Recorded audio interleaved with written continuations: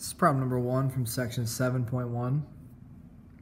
Wants us to find the other trigonometric functions of theta. And they give us sine theta and they give us cosine theta. Now, we're going to be using some different identities, Pythagorean identities and reciprocal identities throughout this section. So you'll see me post these up with like basically the 11 different really important identities that you should know. So we got our Pythagorean identities, we've got our, this would be our quotient identities, and then we've got our reciprocal identities as well. So they give us sine theta and cosine theta. I think it's really important to determine which quadrant we're in when they give us sine theta, cosine theta, or any sort of trig function. What quadrant are we in? Well, in this case, sine is positive and cosine is negative. We know cosine refers to x values, sine theta refers to the y values. So if we go to draw this triangle, x value is negative, so that means we've got a side length here. We've got y value, which is positive, so we're this direction. So we're actually in quadrant 2 here. Okay, and if I drew an xy axis on here, so you can see this. This is quadrant 2. And all we had to do is look at what sine and cosine were. If cosine's negative, then we're going to the left. If sine is positive, we're going up, so we're quadrant 2. Now, we know cosine theta is, I don't have them written here, but SOHCAHTOA adjacent over the hypotenuse. So that means that we have negative 24 here, so we're going to the left 24, and then our hypotenuse is 25. And the reason I put the 25 as being positive is because you can see it here in sine theta, it's positive there, obviously. So that means if this is theta, sine theta, 7 over 25. So this is our triangle that they're depicting in this setup. They want us to know or find what's tangent theta.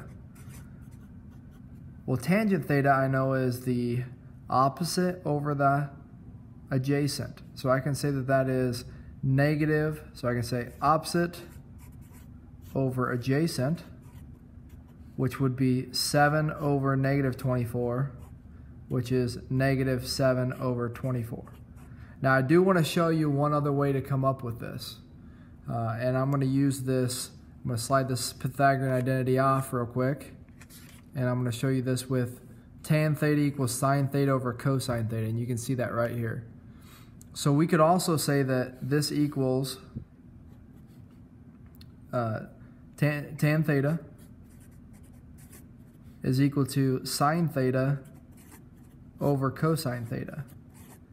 And in that case, then we can just use sine theta's fraction, which is 7 over 25, divided by cosine theta, which is negative 24 over 25. Remember, you take the bottom of the bottom fraction, flip it, and multiply. So that is 7 over 25 times, flip that, that's negative 25 over 24. The 25's cancel, and you're left with negative 7 over 24. You can see we got the same answer. So you can see sine theta over cosine theta will give you the exact same theta thing as the opposite over the adjacent. So that's all I wanted to show you there, is that this quotient identity works as well. Now we have tangent theta, and I'm going to circle that. We have sine theta, cosine theta, tangent theta. We just need all the reciprocal ones. So what's cotangent theta? Well, cotangent theta is the reciprocal of tangent. So let's take tangent and flip it. That's negative 24 over 7. And cosecant theta is the reciprocal of 1 over sine. Well, sine is 7 over 25, so it's 25 over 7. And finally, we've got secant theta. And we know secant theta is the reciprocal of 1 over cosine. So reciprocal of cosine. And that would be negative 25 over 24. And those are the 6 trig functions.